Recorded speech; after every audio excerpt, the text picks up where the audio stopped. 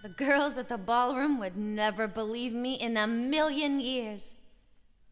If they could see me now, that little gang of... Hello, we're here at the Latex Ball 2012, and I'm here with Louie. How you doing, Louie? I'm doing well. How are you? I'm doing pretty good this evening. So, have you ever been to the Latex Ball before? This will be my 5th Latex Ball. Your 5th?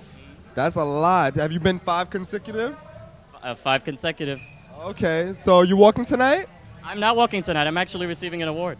Oh, really? Well, I saw you with like some like outfit. You sure you're not walking? It's just to accept, you know, and to look really pretty and throw a little... Okay, well, what category do you usually walk? I walk foot and eyewear. And sometimes belt, as you can see. All right, that's a cute little belt you got there. So, you know, since you're not so, you know, high up in the ballroom scene, you know, not as when it comes to experience, are you very experienced in the ballroom scene? I've been nominated for of the year before. I've been very heavily involved in the HIV/AIDS prevention side of the ballroom scene, you know, getting involved in the organizations that support HIV prevention within the ballroom scene and within the age bracket that I now sort of don't fall in anymore, which is like, you know, the 14 to 21 type bracket. I'm 22 now. And I've been involved in the community since I was around that age, so that's how I got involved with GMHC and with other organizations that have evolved into joining the ballroom scene. Some who weren't in the ballroom scene before, and like the Imperial Court of New York, who've become more involved and branching out and getting other types of organizations to bring their, you know, organizations into the ballroom scene to learn what it's about and media and stuff like that to grow it and make it better. Right. So what do you think about youth that enter the ballroom scene? I think that it's exciting when you're young. The thing is that I believe that you shouldn't make your entire life around it. You should be going to school, you should be, you know, getting your education, you should be having a job, you know, not only worrying about when's the next ball. You know, a lot of people get caught up in the ballroom scene and forget about the real world.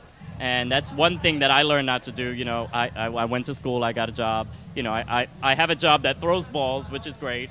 So I get to enjoy that at the same time. But I think it's just important to stay focused on your real goals and not to, you know, devote your whole life to the ballroom scene. Right, so for the LGBT community, for kids that are in between the ages of 13 and 19, how would you feel about them, you know, entering the scene right now? And, you know, do you feel like they should do something first? I think that any age you're welcomed in the scene. It's welcoming. There's houses for everyone. There's families that you can feel a part of. I know a lot of homeless youth and a lot of my friends when I was younger were looking for an outlet to feel loved. And the only love that they could find was within the house ballroom scene. And they got that. And it was really supportive and helpful to me because I wasn't so much looking for that, but I found friends my age who were going through some of the same problems I was going through as a young gay boy. Not being accepted at home because my mother and father are really supportive, but you know, the fact of wanting to belong, wanting to find somewhere where you belong and express your talents. You know, and it's a great place to do that. I just pray that, you know, young people 13 to 19 won't get so wrapped up that they forget about going to school. They forget about, you know, being positive role models for the rest of the youth that are coming in. Would you say that you have the same message for youth that are HIV positive entering the ballroom scene? Yeah, because they look to the ballroom scene for support, and a lot of the times there's a lack of support from outside of the ballroom scene, and they can find that within the ballroom scene, and they can also find, you know, groups and messages that'll help them stay safe in their future endeavors, you know, when it comes to sexual acts or when it comes to finding a relationship or sexual partners and stuff like that. Okay, so that's great. Congratulations on your award.